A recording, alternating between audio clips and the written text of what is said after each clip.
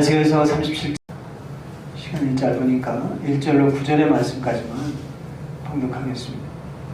여호와께서 권능으로 내게 임재하시고 그의 영으로 나를 데리고 가서 골짜기 가운데 두셨는데 거기 뼈가 가득하더라. 나를 그 뼈 사방으로 지나가게 하시기로 온즉 그 골짜기 지면에 뼈가 심이 많고 아주 말랐더라. 그가 내게 이르시되 인자야 이 뼈들이 능히 살 수 있겠느냐 하시기로 내가 대답하되 주 여호와여 주께서 아시나이다. 또 내게 이르시되 너는 이 모든 뼈에게 대언하여 이르기를 너희 마른 뼈들아 여호와의 말씀을 들을지어다. 여호와께서 이 뼈들에게 이같이 말씀하시기를 내가 생기를 너희에게 들어가게 하리니 너희가 살아나리라. 너희 위에 심줄을 두고 살을 입히고 가죽을 덮고 너희 속에 생기를 넣으리니 너희가 살아나리라. 또 내가 여호와인 줄 너희가 알리라 하셨다 하라. 이에 내가 명령을 따라 대언하니 대언할 때 소리가 나고 움직이며 이 뼈 저 뼈가 들어맞아 뼈들이 서로 연결되더라. 내가 또 보니 이 그 뼈에 심줄이 생기고 살이 오르며 그 위에 가죽이 덮이나 그 속에 생기는 없더라. 또 내게 이르시되 인자야 너는 생기를 향하여 대언하라. 생기에게 대언하여 이르기를 주 여호와께서 이같이 말씀하시기를 생기야 사방에서부터 와서 이 죽음을 당한 자에게 불어서 살아나게 하라 하셨다 하라. 아멘. 거룩하신 하나님 아버지, 이 부족한 종이 주의 말씀을 대언하기를 원하옵나이다. 성령님께서 친히 이 귀한 말씀을 깨닫게 하여 주시옵소서. 어둠의 세력들이 이 말씀을 빼앗지 않도록 주의 권능의 손으로 붙잡아 주시옵소서. 예수님의 이름으로 기도드리옵나이다. 아멘.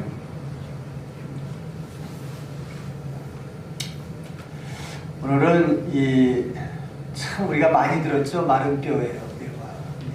이 예언을 우리가 좀 잘 이해하면은 우리 신앙에 많은 도움이 될 줄로 믿습니다. 참 이 근래에 너무 오랫동안 한파가 심해서 참 힘들어요.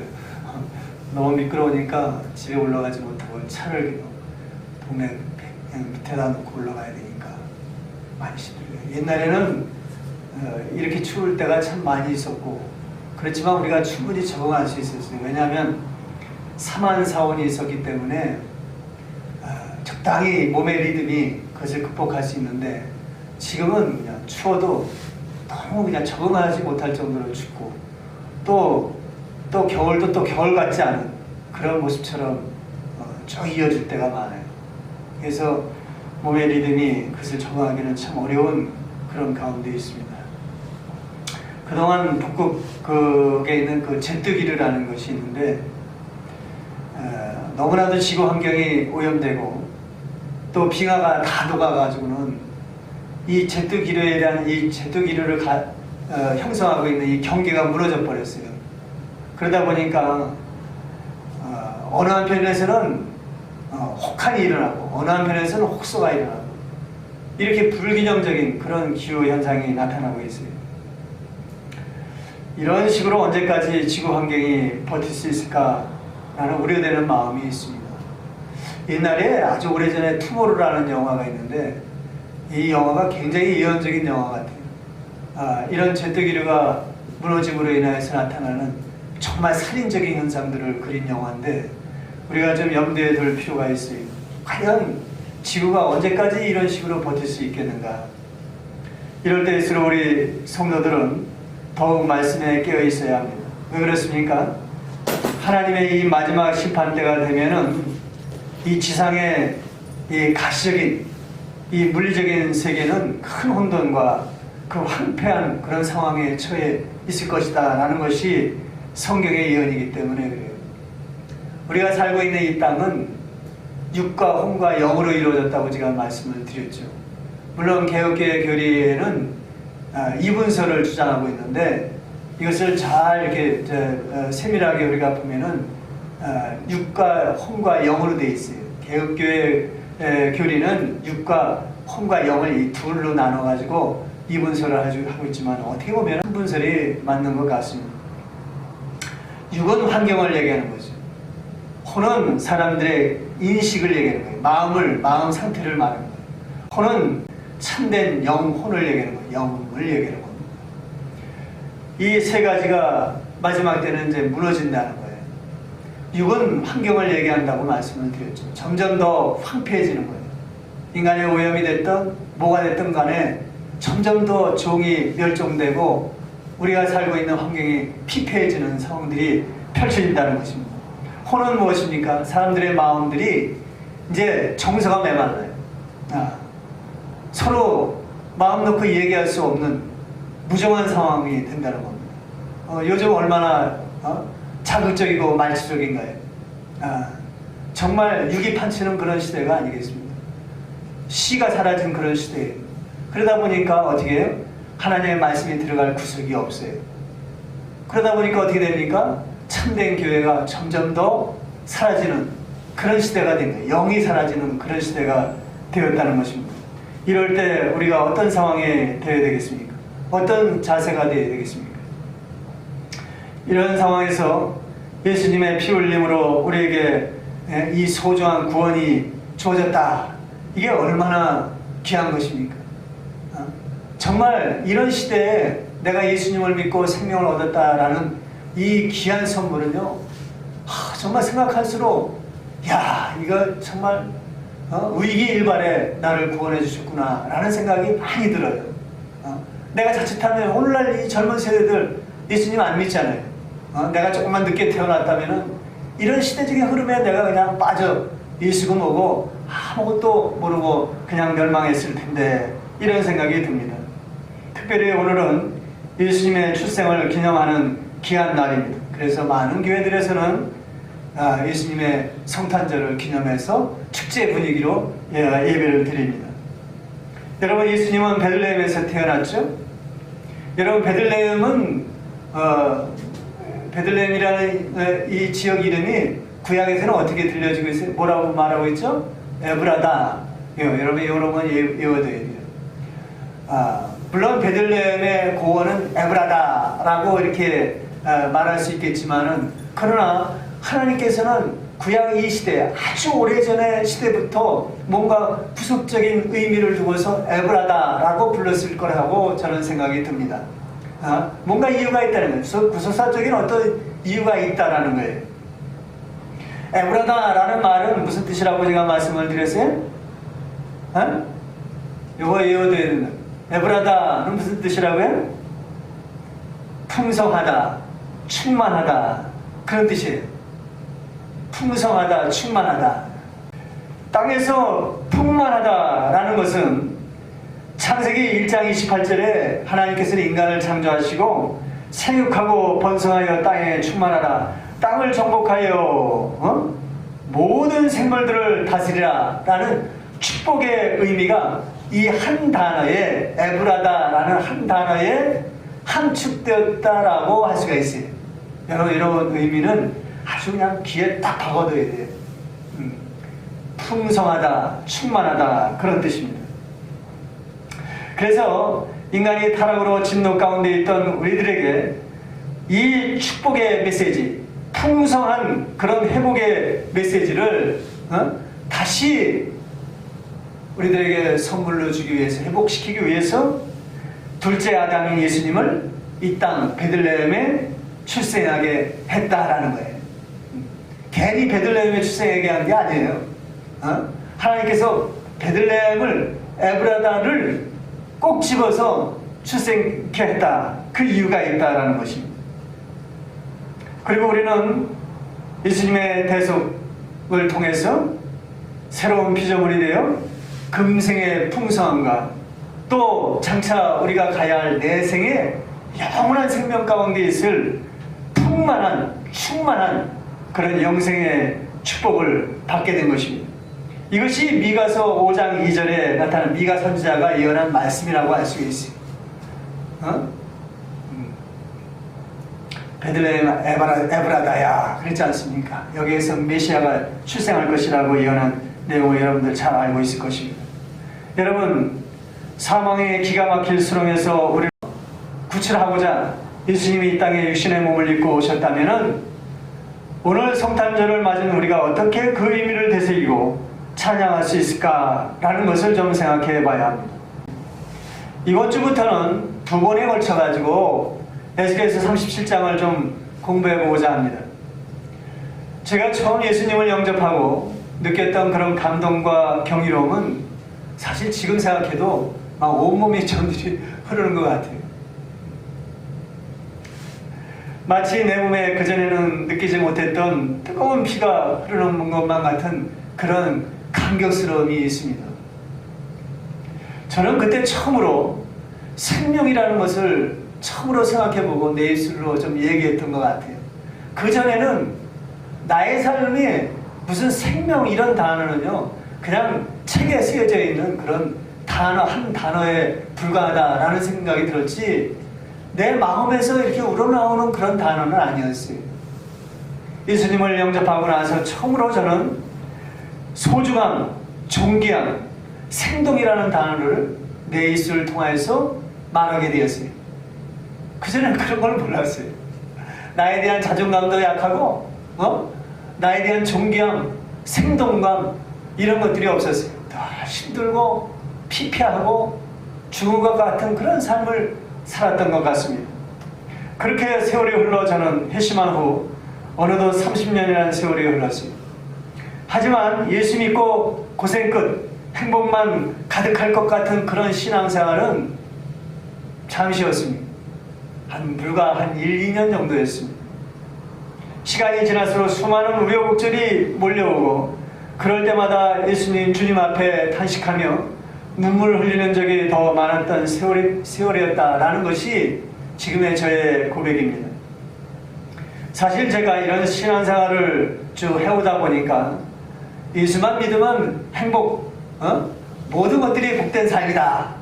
물통, 무슨 신통, 무슨 만사형통, 이렇게 외치는 걸 그런 말씀을 많이 듣는데 사실은 그런 소리를 들으면 좀 많이 의심이 들어요. 너무 좀 과장된 말이다. 거짓말 같다. 이런 생각이 많이 듭니다. 그동안 쌓아놓은 세상 것을 잃어버리기도 했고 사람들로 인해서 배신도 당해봤고 끊임없이 밀려오는 뼈를 녹게 하는 듯한 마음의 갈등들과 또 시험들, 세상 함정들로부터 오는 물질적, 정신적 그런 고통들, 이루 헤아릴 수 없는 그런 환난들을 겪으면서 과연 하나님을 믿는 삶이 이거란 말인가 라는 회의적인 생각들도 많이 가졌습니다.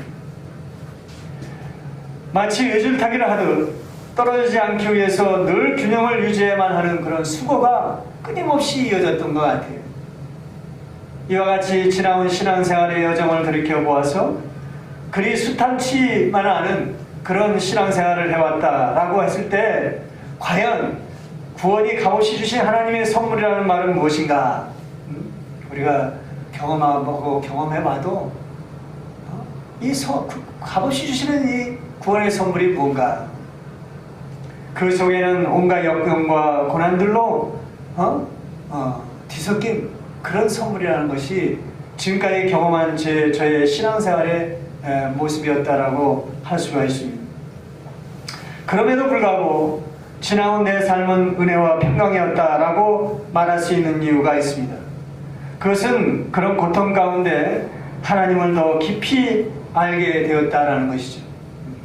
하나님의 말씀을 접하고 내 삶을 통하여 다가오는 이 고난들을 말씀으로 이해하고 또 기도하고 또 그것을 통해서 하나님께서 지켜주시고 보호해 주신다는 수많은 경험들을 통해서 하나님을 더 깊이 알 수 있었다라는 것입니다.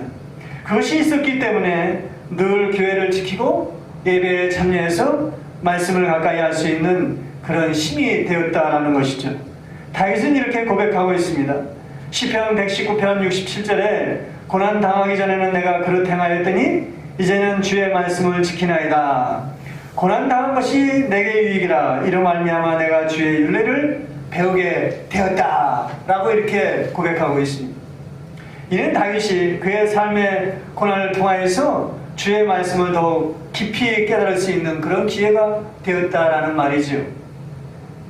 여러분, 그렇다고 해서 아무리 고난이 축적된 삶을 살아왔다 하더라도 무조건 그것이 자신에게 유익이 된다라는 것은 아니겠습니까? 이 세상에서 고난받는 사람이 한두 명이겠습니까? 그러나 그 모든 고난이 자기에게 유익이 되지 않는다는 겁니다. 그 고난에는 오로지 삼위 하나님을 아는 그 표징, 그 간절함이 그것에 있어야지만이 가능하다는 거예요. 그래야지만이 자신에게 유익이 된다는 것입니다. 아무리 신앙생활을 한다 하면서 남들 다 가는 여행 한 번 못 가고 남들 다 즐기는 거 즐기지 못하고 뭔가 고난을 겪었다 하더라도 그것이 삼위 하나님을 아는 데 유익되지 못한다면은 이는 베드로전서 2장 20절에 나온 바대로 죄가 있어 당하는 그런 고난일 뿐이라는 거예요. 죄가 있어 당하는 고난이 자기에게는 아무 유익이 되지 아니하며 아무런 칭찬이 없다라는 것을 베드로 사도는 분명히 말하고 있습니다. 그래서 오로지 삼위 하나님을 알고자 몸부림치는 고난만이 우리들에게 생명을 얻는 유익과 기쁨을 가져다 준다라는 사실을 우리는 명심해야 할 것입니다. 여러분, 오늘 37장은 이와 같은 생명의 기쁨을 맛보기에 충분한 말씀이라고 생각이 됩니다. 진정 시편 30편 11절에 노래한 바대로 주께서 나의 슬픔이 변하여 내게 춤이 되게 하시며 나의 베옷을 벗기고 기쁨으로 띠띠우셨나이다 라고 노래하고 기도하는 그 모습처럼 이런 기쁨을 충분히 맛볼 수 있는 본문이라고 저는 생각이 됩니다. 오늘 본문은 하나님의 에스겔 선지자에게 골짜기에 가득한 뼈들을 보여주시고 있습니다. 사실 저는 이 에스겔 37장에 나오는 이 참담한 장면을 보고 처음 신앙생활을 시작한 후 많은 세월 동안 얼마나 감사의 눈물을 흘렸는지 몰라요. 왜 그렇습니까? 제가 예수님을 영접하기 전 모든 이 삶은 이 마른 뼈만도 못한 건조한 삶을 살아왔기 때문에 정말 예수님을 영접하고 정말 얼마나 감사의 눈물을 흘렸는지 모릅니다. 사실 오늘 본문 37장의 예언은요, 이전에 36장 26절에 나온 이 새 언약의 근거에서 우리 구원의 현장을 좀 더 구체적으로 설명하고 있는 내용이라고 할 수가 있습니다. 하나님께서 이 새 언약을 어떻게 성취해 주실 것이냐라는 실천적인 의미를 담고 있다는 거예요. 여러분, 36장 26절 한번 보세요.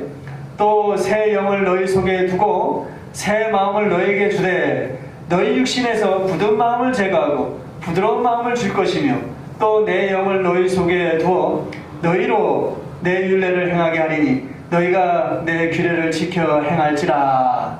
이렇게 새 언약을 말씀하고 있습니다. 여러분, 이것은 에레미야 31장에도 그대로 나타낸 예언의 말씀이에요. 여러분, 새 언약은 어떻게 주어졌습니까? 하나님께서는 이스라엘 백성들에게 율법을 주시고 그 율법 가운데에서 뭔가 의를 행하도록 했지만 백성들은 그 전혀 자신의 의지로 하나님의 의를 이룰 수 없다라는 것만 드러내고 실패하고 말았습니다. 완전히 파괴됐어요. 이스라엘 왕국도 멸망하고 성전도 다 파괴된 상태에서 이 새 언약을 주고 있다라는 사실입니다. 여러분, 우리는 이 장면을 세 가지의 관점에서 이해해 봐야 합니다. 첫째는 우리의 삶이 얼마나 마른 뼈와 같이 참담한 것인지를 좀 알아야 된다는 거예요. 이런 겸비한 자세가 되어야지만이 하나님께서 그를 살펴보신다라는 사실입니다. 이것을 율법 안에서 실패했던 이스라엘 백성들의 참담한 모습, 나라도 잃고 예루살렘 성전도 다 파괴한 그런 가운데 이 바벨론이라는 이방 나라의 포로로 갇혀있는 이 참담한 상황에서 우리는 깨달아야 된다는 것입니다. 우리는 각자 자신의 삶을 어떻게 하면 멋지게 살아갈 것인가, 유복하게 살 수 있을까라는 나름대로 계획을 가지고 열심히 노력하면서 살아가고 있습니다. 그러나 정작 육신적인 자아만 있어 늘 완고하게 이를 데 없는 자신의 모습은 바라보지 못하고 있습니다. 평생 미친 마음만을 품다가 허무한 대로 꺼지는 그야말로 육신적으로는 살았다고 하나 실상은 죽은 자와 같은 모습이라는 사실을 깨닫지 못하고 있습니다. 이러한 죽음의 골짜기에 갇힌 자들에게 하나님은 모든 사람들에게 이 구원의 문이 열려 있다라는 사실을, 이 마른 뼈들을 다시 생기를 불어넣어서 생명을 주시는 장면에서 우리에게 알려주고 있는 것입니다. 두 번째로는 하나님을 믿는다고 하지만은 마음에 할례가 없는 신앙의 모습을 경계하고 있는 것입니다. 즉 율법에 매인 형식적인 신앙에 매여 있는 자들에 대한 경고라고 할 수가 있습니다. 그들은 마음에 할례가 없기 때문에 생명되는 하나님을 믿는다고는 하나 실상은 그들에게는 생명이 없습니다. 이러한 율법 아래 있는 저주의 실상들을 이 마른 뼈들을 통해서 보여줌으로써 이를 바라보는 우리들도 이와 같이 그 중심에 통해하는 신앙이 아니라면 생명이 없는 형식적인 신앙에 빠질 수밖에 없다는 사실을 우리에게 알려주고 있는 것입니다.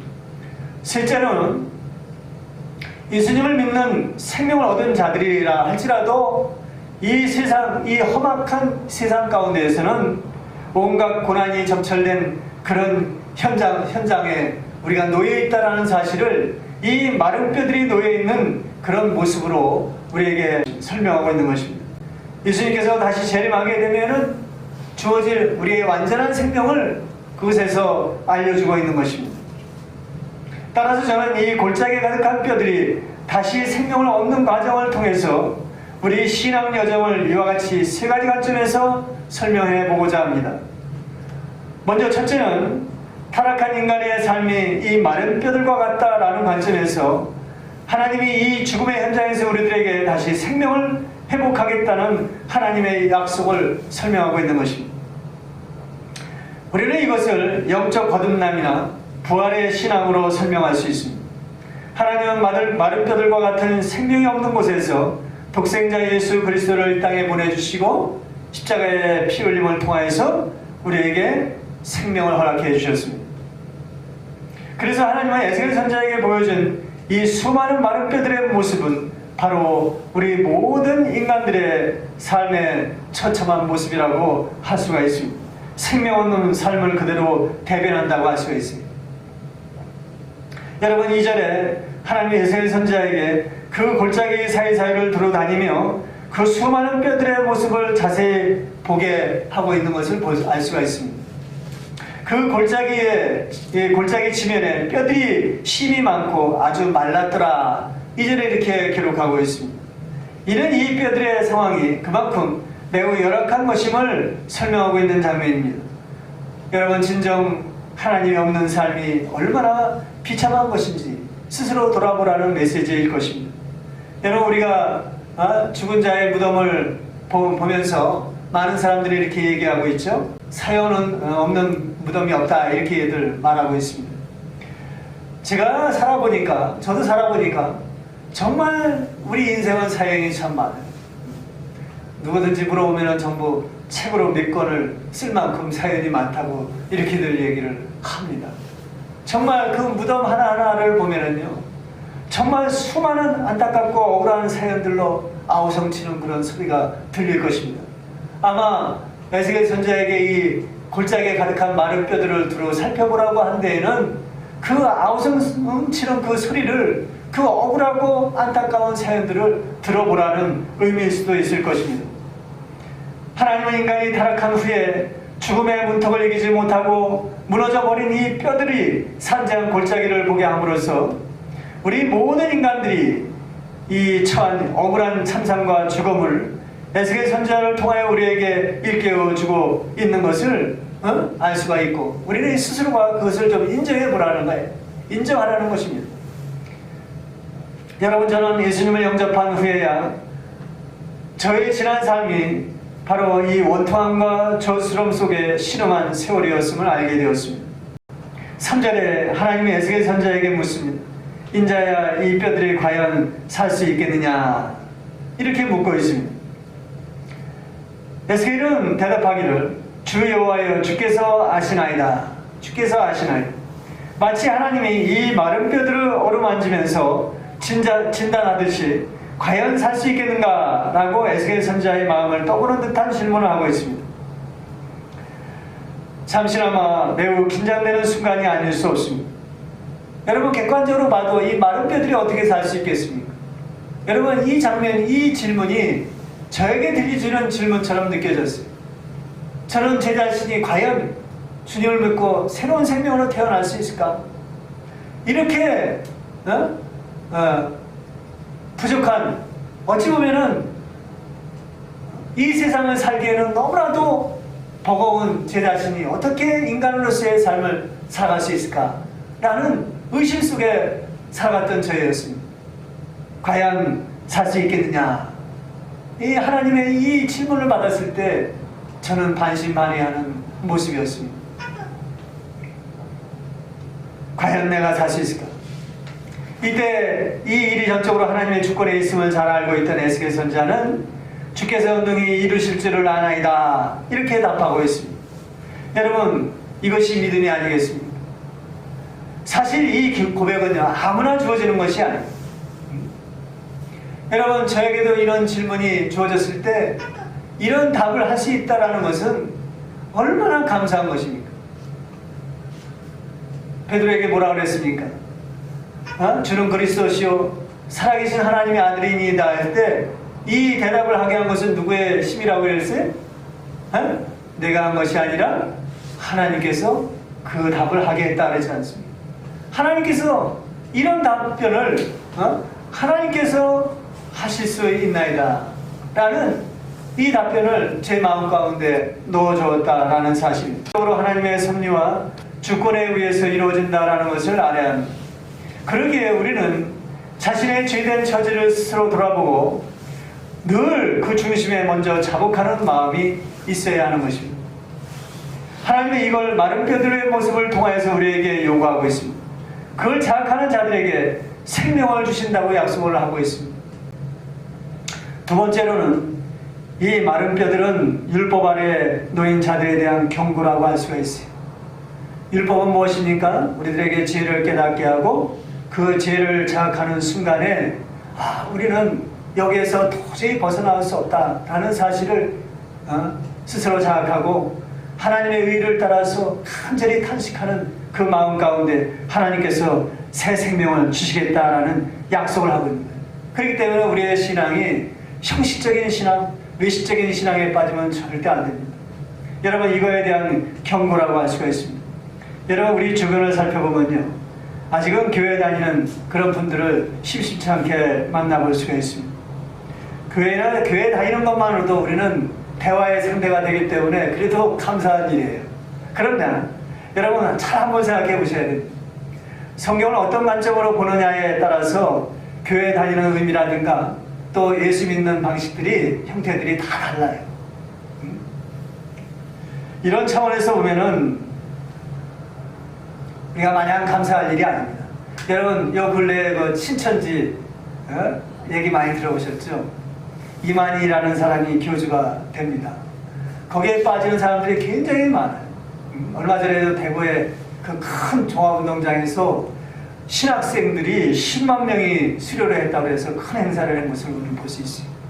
또 오늘날 기성교회의 은사주의라든가 기복적인 축사 이런 것들에 매여가지고 신앙생활하는 사람들이 얼마나 많습니까? 그들도 다 예수님의 구세주요 메시아라고 시인하고 있습니다. 그러나 우리가 보기에는 그들은 다 잘못된 신앙에 빠져 있는 것이요 생명이 없는 신앙들입니다. 이렇게 본다면 우리가 교회 다닌다고 해서 마냥 구원이라는 이름을 태그를 붙일 수 있는 상황이 아니라는 사실입니다.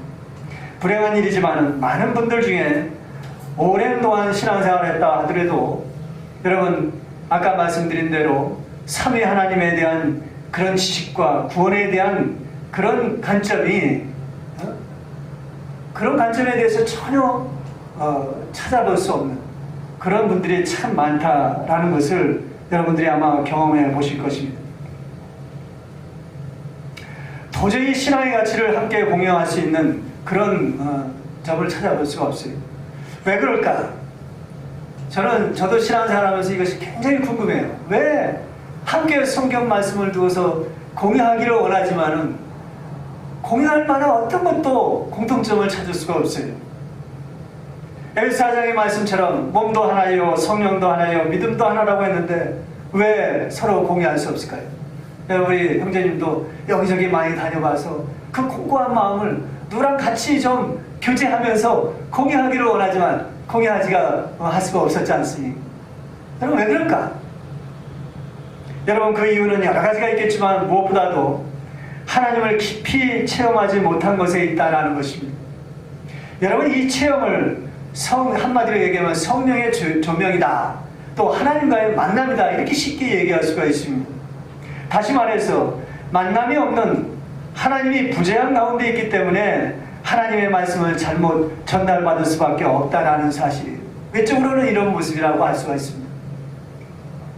여러분 사람의 말도요, 한 단계 거치고 두 단계 거치면 어떻게 됩니까? 내가 얘기한 말이 온전하게 전달이 되나요? 온전하게 전달이 안 되죠? 오해가 되어가지고 빙 돌아서 옵니다. 그래서 서로 싸움이 돼요. 여러분 만남이라는 것이 이렇게 중요합니다.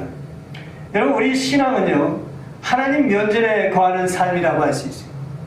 여러분 하나님 면전에 거하고 있습니까? 여러분 이것이 단순한 말 같지만은 굉장히 중요한 말입니다. 그래서 제가 신학교 다닐 때, 천안에 고려신학대학원에 다닐 때 큰 그 돌에다가 코람데오라는 말을 썼어요. 라틴어 코람데오라는 뜻은 하나님 면전에서, 하나님 앞에서라는 뜻이에요. 이것이 없다면 결코 하나님의 말씀을 온전히 들을 수 없다는 거예요. 과연 내가 신앙생활하면서 하나님 앞에 거하고 있는가?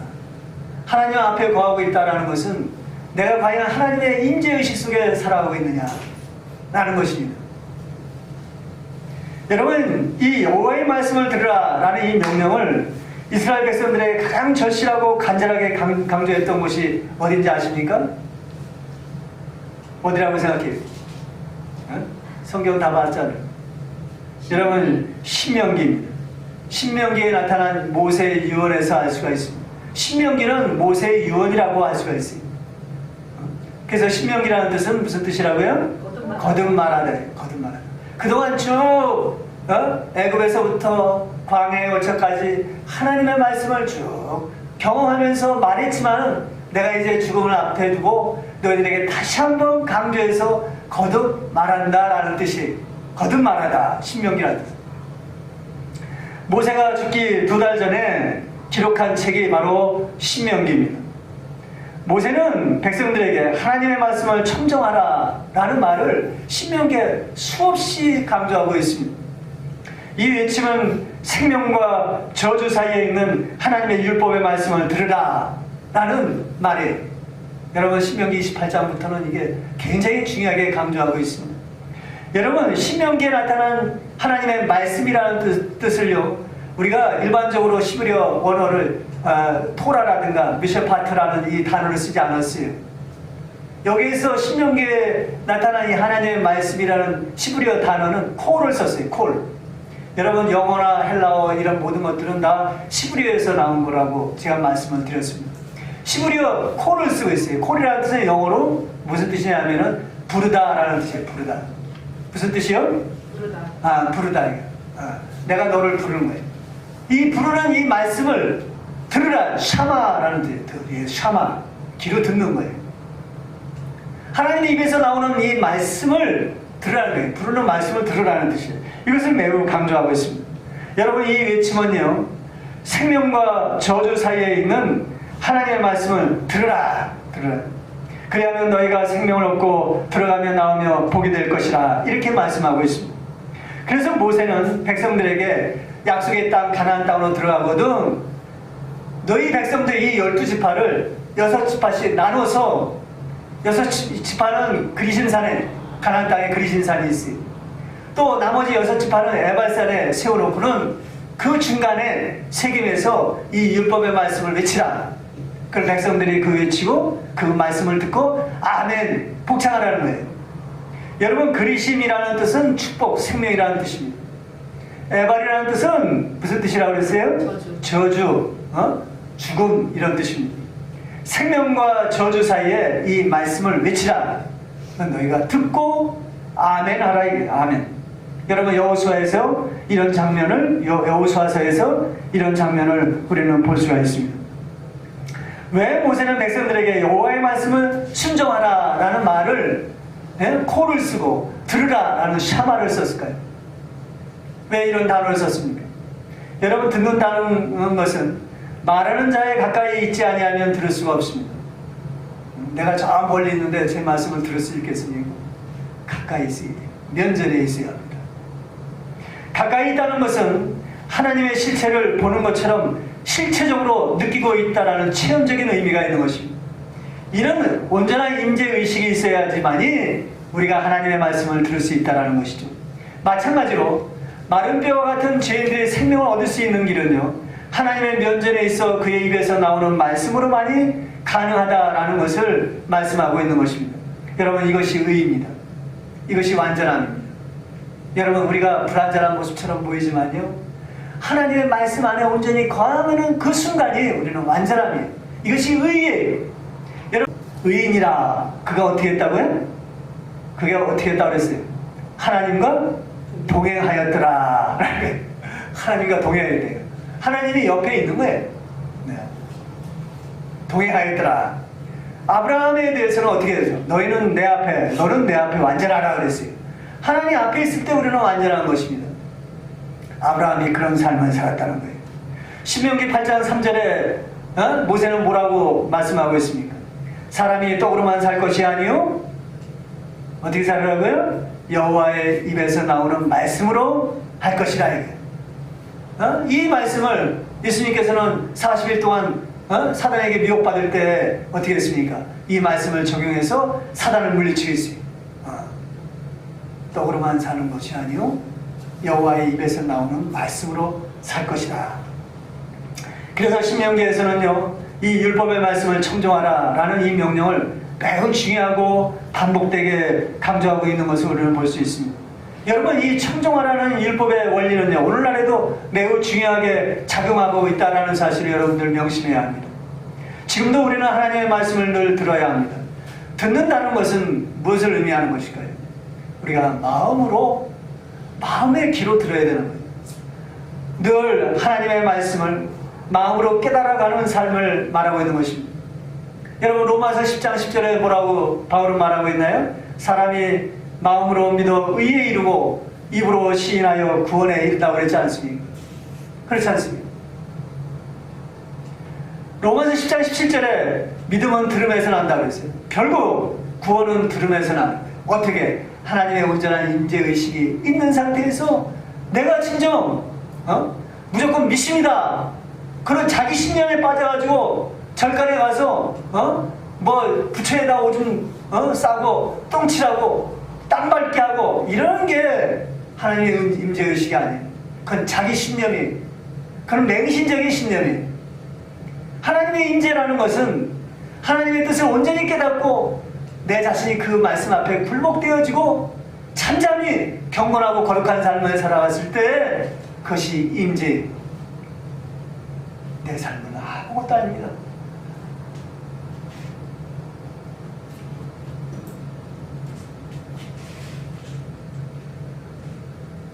하나님만이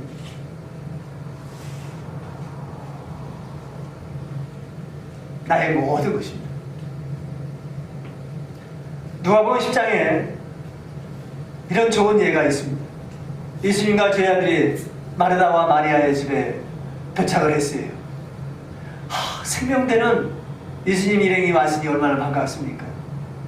그 언니 마르다는 이 귀한 손님이 왔으니까 어떻게든 잘 대접하기 위해서 주방에 가서 열심히 음식을 준비하고 있었습니다. 그러나 마리아는 그렇지 않았습니다. 예수님의 발 앞에서 예수님의 입에서 나오는 말씀을 크게 듣고 그 말씀에 경청하는 모습을 우리는 볼 수가 있어요. 마르다는 기분이 안 좋았어요. 귀한 손님이 오셨는데 와서 주방에서 열심히 대접할 준비를 해야지 어떻게 예수님 말 앞에서 그 말씀 듣고 앉아있느냐, 야단 좀 쳐달라 그랬어요. 그랬더니 예수님께서 뭐라 그랬습니까? 이 마리아는 가장 좋은 것을 선택해서 그것을 즐기고 있다라는 거예요. 하나님의 입에서 나오는 말씀을 즐기고 있는 그 모습이 얼마나 중요한지를 예수님께서 우리에게 보여주는 장면이라고 할 수가 있습니다. 여러분, 우리는 이것을 알아야 합니다. 하나님의 인간의 어리석음을 미리 아시고 이스라엘 백성이라는 한 선민을 세워서 율법을 주셨어요. 이 율법을 통해서 타락한 인간들에게 자신의 속에 있는 이 죄와 또 이 죄를 자복함으로 인하여서 주어지는 이 구원을 깨닫기를 원했던 것입니다. 그런데 율법을 받은 이스라엘 백성들은 어떻습니까? 그것을 온전히 듣지 않았어요. 하나님의 말씀을 자신의 죄를 포장하는 창신구로, 형식적인 외식으로 빠져들었어요. 그렇기 때문에 그들은 죄성을 해결하지 못하고 그저 외식적인 구원관에 빠져서 늘 남을 해치는, 존경하는 이름으로 약자들을 군림하는 그런 모습으로 변질되고 마는 것입니다. 여러분, 내 이름을 높이기 위해서 얼마나 신앙이라는 것을 자신의 포장으로, 위장의 수단으로 삼는 것을 우리는 얼마나 쉽게 보고 있습니까? 자신의 마음의 중심에 통해 자복하는 것이 없이 교회만 오면은 마치 교회 구원을 얻은 것처럼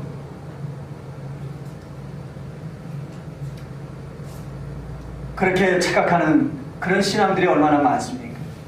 여러분, 이와 같은 모습을 오늘 본문은 율법 아래에 딱딱하게 굳어있는 죽음들과 골짜기에 흩어져 있는 이 뼈들로 비유하고 있다는 것이죠. 여러분, 그 대표적인 인물들이 어떤 사람들입니까? 예수님 당시에 바리새인들과 사두개인들, 이 제사장들이라고 할 수가 있습니다. 예수님은 이들에게 뭐라고 외치고 있습니까? 마태복음 23장 27절에 아주 예수님께서 이들에 대해서 아주 적당한 표현을 하고 있어요. 회칠한 무덤 같으며 죽은 사람의 뼈가 가득하다, 이렇게 책망하고 있어요. 우리가 이 예수님의 말씀이 나한테 딱 이런 말씀을 하면 내가 얼마나 뜨끔할까? 여러분 한번 생각해 봤습니까? 따라서 하나님이 에스겔 선지자에게 보여준 이 골짜기의 수많은 뼈들은요, 마음의 할례가 없이 율법의 저주 아래에 놓여있는 이 신앙을 경계하고 또 아울러 그곳에서 벗어날 수 있는 길이 무엇인지 우리들에게 묻고 있는 것입니다. 과연 여기에서 벗어날 수 있는 길이 뭘까? 여러분, 3절에 이 뼈들이 능히 살 수 있겠느냐 이렇게 묻잖아요. 능히 살 수 있겠느냐? 여러분, 어떻게 해야 된다는 것입니까? 이 마음 가운데 그 중심에 통에 자복하는 그 마음이 있어야 됩니다. 거기에 여러분 오늘 말씀 증거하는 것은 뭐예요? 에스겔서 36장 26절에 새 언약에 대한 실천적인 의미라고 제가 말씀드렸죠? 거기에 새 영을 너희 속에 두어서 마음의 할례가 필요하다는 것입니다.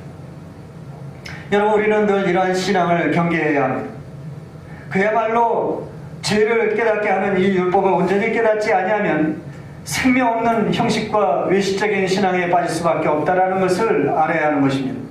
하나님은 이런 율법에 매인 이스라엘 백성들을 통하여 그 중심에 하나님이 없음을 우리들에게 보여주고 그것이 어떻게 형벌이 되는지를 이 마른 뼈들로부터 일깨우고 있다는 사실입니다.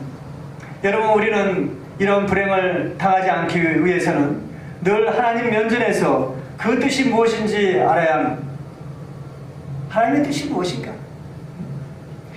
하나님의 뜻이 세미한 음성처럼 들려야 합니다.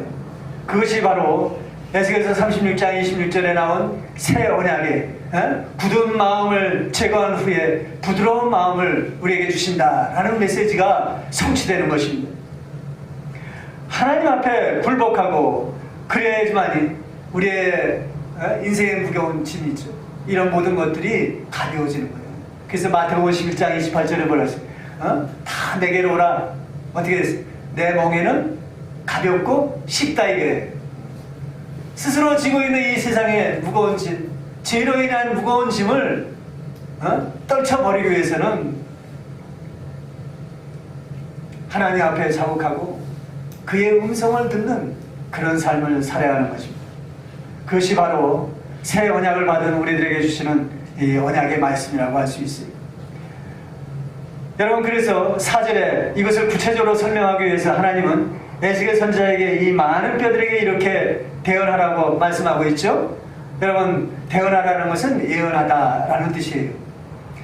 너희 마른 뼈들아 여호와의 말씀을 들을지어다. 그러면서 이 마른 뼈들에게 5절에 뭐라고 말씀하고 있어요? 생기가 들어가게 하겠다라고 약속하고 있습니다.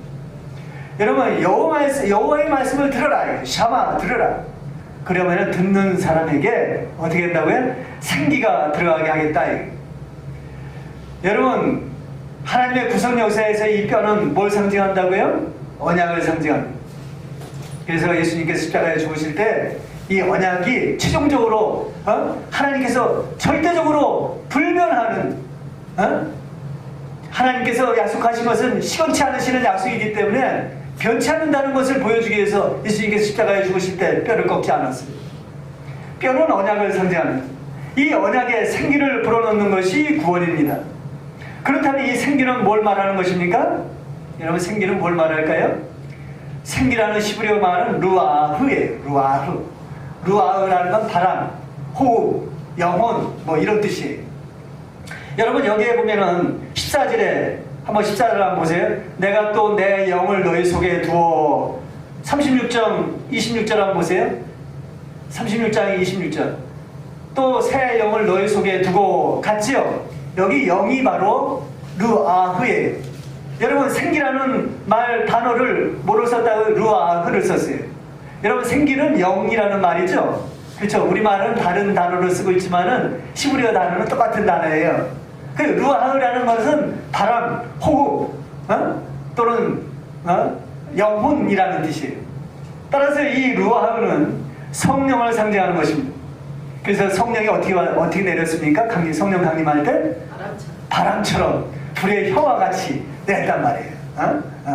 마태복음 3장에 성령이 내릴 때로 바람 비둘기처럼 다 거기에 의미가 다 있습니다. 성령을 의미합니다. 이것이 이 성령이 바로 새 언약의 상징적인 증표라고 할 수가 있습니다. 여러분 악한 마음, 우리처럼 이렇게 완악한 마음에 성령을 주심으로 부드러운 마음이 되고 또 성령을 불어넣으심으로 인해서 비로소 우리는 생명을 얻어서 하나님의 말씀을 지켜 행할 수 있게 되었다라는 것입니다. 이것이 새 언약에 대한 구체적인 방식이에요. 따라서 이 골짜기의 마른 뼈들이 생명을 얻게 된 이 장면은 하나님의 구속 역사로 이루어질 이 재창조. 여러분 우리 구속 역사가 있었기 때문에 우리는 예수님을 믿고 새로운 생명을 얻고 재창조의 역사 가운데에서 열매로 다가온 거 아닙니까? 이 재창조를 하나의 그림으로 설명하는 것이라고 할 수가 있습니다. 그렇기 때문에 이 마른 뼈를 다시 살리는 이 방식은요, 잘 한번 보세요. 하나님이 6일 창조 때 6일째 인간을 창조했죠? 창조하시고 어떻게 했습니까? 창조하실 때 어떻게 했어요? 흙으로 인간을 다 만들어가지고 그 코에다가 어떻게 했어요? 코에다가 어떻게 했습니까? 하나님이 생기를 다 불어넣었죠, 그죠? 생기를 불어넣었더니 뭐가 됐어요? 뭐가 됐어요? 생명이 됐단 말이에요. 비로소 사람이 되었다는 거예요. 비로소 사람이 됐다는 거예요. 우리가 그래서 성령으로 거듭나지 않으면 사람이 아니에요. 성령으로 거듭나야지만이 사람이라는 거예요. 비로소 생명이 되었다는 거예요. 여러분 이런 축복을 우리가 받은 거예요. 예수님께서 십자가에 죽으시고 성령이 내주하심으로 인하여서 우리가 그 십자가의 죽음의 대속의 공로를 믿는 순간 성령이 내주하심으로 우리는 비로소 인간이 된 것입니다. 세 번째로는 이 마른 뼈들은요, 세상에 놓인 우리 성도들이 살아가는 척박한 현실을 설명하고 있다는 거예요. 이건 부연 설명이에요. 여러분 두 번째가 바로 오늘 본문에 대한 핵심적인 내용이고 이 세 번째는 부연 설명입니다. 우리는 다 하나님을 믿는다고 하지만 다 이 모양 저 모양으로 척박한 환경 가운데 놓여 있습니다. 그러나 그것에서 더 완전한 생명, 미래로 나아가게 해주신다는 그 소망이 우리 가운데 있습니다. 찬송가 138장인가요? 거기 보면 빈들의 마른 풀같이 그런 찬송이 있죠. 우리는 빈들의 마른 풀같이 그냥 시들은 영혼처럼 살아가는 것처럼 보일 때가 참 많습니다. 성도가 아무리 주님을 믿고 복된 삶을 산다 해도 현실은 그리 복된 것처럼 보이지 않을 때가 더 많습니다. 세상에서는 어느 한 곳도 안주하거나 의지할 만한 곳도 없습니다. 사실 이것을 보여주기 위해서 하나님은 이스라엘 백성들에게 바빌론 포로 귀환 후에 나라에 이른 소름 가운데에서 성전을 짓고 성벽을 재건하게 했습니다. 여러분, 바빌론 70년 바빌론 포로가 이제 지나고 이제 이스라엘로 귀환하게 되면은 하나님께서 이스라엘을 독립시키고 나라를 버젓이 만든 다음에 성전을 재건하게 하고 성벽을 재건하게 해서 여호와 하나님을 섬기도록 이렇게 해야 되는데 나라를 회복시키지 않았어요. 외세의 침략 가운데 그냥 성전과 성벽을 재건하게 하고 거기서 하나님을 섬기게 만들었습니다. 여러분, 우리는 이 세상에서는 나그네와 같아요. 여기는 내 나라가 아니에요. 미국인처럼 잠시 머물다가 가는 곳입니다. 여기에서 우리는 하나님을 섬기고 있는 것입니다. 따라서 이 뼈가 성경에서 언약을 상징한다면 또 다른 면에서는 우리는 이 마른 뼈들에 대해서 이렇게 이해할 수가 있습니다. 그것은 언약을 받은 성도들이 이 세상 열악한 환경에 처해서 각자 이 모양 저 모양으로 흩어져 있는 모습이라는 사실. 그러나 우리는 외롭지 않습니다. 그만큼 세상에서 우리 성도들은 험악한 골짜기에 흩어진 뼈들처럼 살아가고 있지만은 그럼에도 우리는 주님을 믿는 생명을 얻은 자요, 또 장차 미래에 완전하게 새로운 부활체로 제 이 모습이 아니라 하나님의 사랑받는 완전한 부활체로 다시 거듭난 새롭게 태어난 언약을 받은 자라는 사실입니다. 다시 말해서 현실적으로는 완전하지는 않지만 언젠가는 영과 육이 완전한 생명체로 회복되어질 친백성들이라는 사실입니다. 이것을 하나님은 뼈와 뼈들이 흩어져 있는 모습으로 비유하고 설명하고 있는 것입니다. 여러분, 우리는 다 마른 뼈들처럼 죽은 지 오랜 자처럼 억울해도 조롱을 당해도 다 속으로 삭히며 가슴속 밑바닥에서 여호와 하나님을 향한 외침만을 토해내며 살아갈 수밖에 없는 존재들입니다. 세상에 사는 우리 성도들의 모습이 왜 이 모든 것들을 감사하며 살아가야 할까요? 왜 이런 모든, 누가 억울하게 나를 공격해도 속으로 감매하며 하나님께만 기도하며 하나님께서 보시해 주기를 간절히 소망하며 살아가야 합니까? 그것은 오로지 로마서 8장 18절에 기록한 말씀대로 현재의 고난은 장차 우리에게 주어질 영광과 촉히 비교할 수 없기 때문에 그래요. 더 완전한 생명으로의 구속을 바라는 간절함이 있기 때문에 그렇습니다. 여러분, 우리 모두는 예수님의 십자가의 대속으로 구원을 얻었다고 하지만 그러나 더 완전한 주어질 생명을 소망하며 살아가는 자들입니다. 이를 바울은 고린도후서 4장 10절에 이렇게 표현하고 있죠. 우리가 항상 예수의 죽음을 몸에 짊어짐은 예수의 생명이 또한 우리 몸에 나타나게 하려 함이라. 우리 살아있는 자가 항상 예수를 위하여 죽음에 넘겨짐은 예수의 생명이 또한 우리의 죽을 육체에 나타나게 하려 함이니라. 여러분, 우리가 이 세상 가운데 살아가면서 육신의 생명이 다 나온 고난을 그의 몸된 교회를 위하여 내 육체에 채우노라 라고 고백하고 있습니다. 여러분, 요셉은요, 애굽에서 많은 명예와 부를 누리며 살았습니다. 그렇지 않습니까? 총리로서 살았습니다. 그러나 그는 그곳에 의미를 두지 않았습니다. 그래서 그는 자신이 죽은 후에 자신의 뼈가 애굽에 묻히는 것을 원치 않았어요. 꼭 가나안 땅에 묻어달라 이렇게 부탁하는 것을 볼 수 있습니다. 여러분, 애굽은 영적으로는 세상을 의미합니다. 오로지 그의 뼈는 약속의 땅인 가나안 땅에 묻히기를 원했다는 것입니다. 왜 그랬을까요? 이는 자신의 뼈가 생기를 얻기 위해서는 반드시 약속의 땅 가나안 땅으로 가야 함을 그는 잘 알고 있었기 때문에 그렇습니다. 이는 그가 얼마나 영원한 생명을 소망하며 살았는지를 우리는 알 수 있는 대목이라고 할 수 있습니다. 그래서 요셉이라는 뜻은 무슨 뜻이라고 그랬어요? 요셉이라는 뜻이 더 나은 것을 주시리라, 이런 뜻이라고 그랬어요. 이런 것들은 여러분들이 메모를 해놔야 돼요.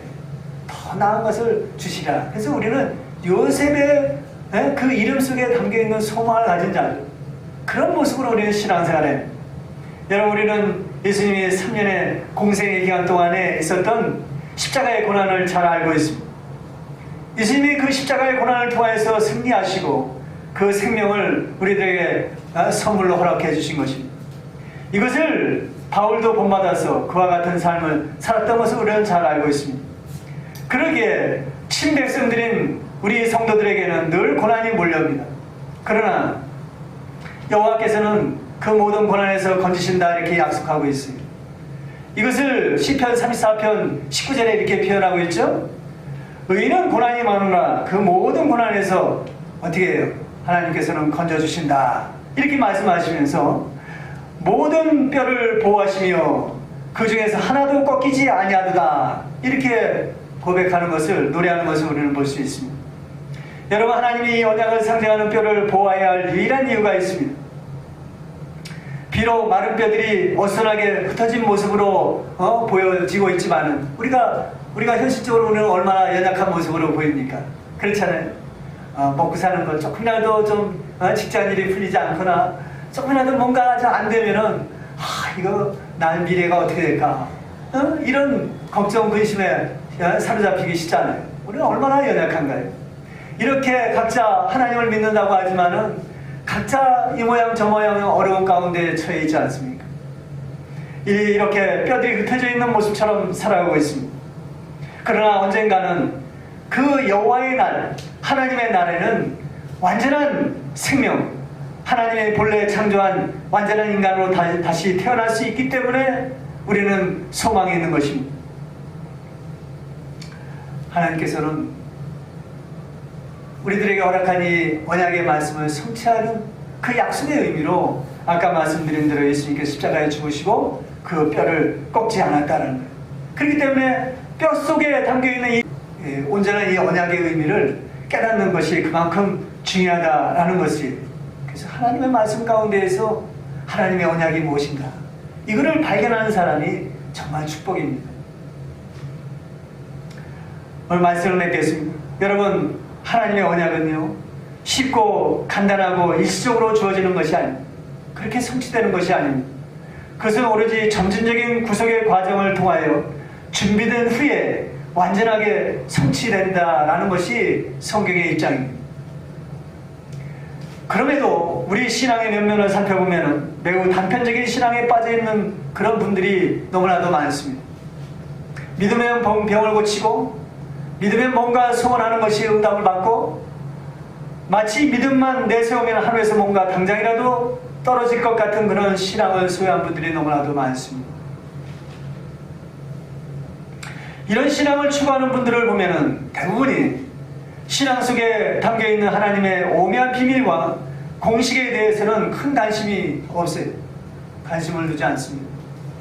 여러분, 하나님이 우리에게 구원하는 방식에는요, 특별한 방정식이 있음을 알아야 합니다. 여러분, 우리가 수학을 풀 때에도 답을 얻기 위해서는 그 답에 해당되는 공식을 우리가 알아야 해요. 공식을 모르면 그 답을 얻을 수가 없습니다. 하나님의 구원에서도 마찬가지입니다.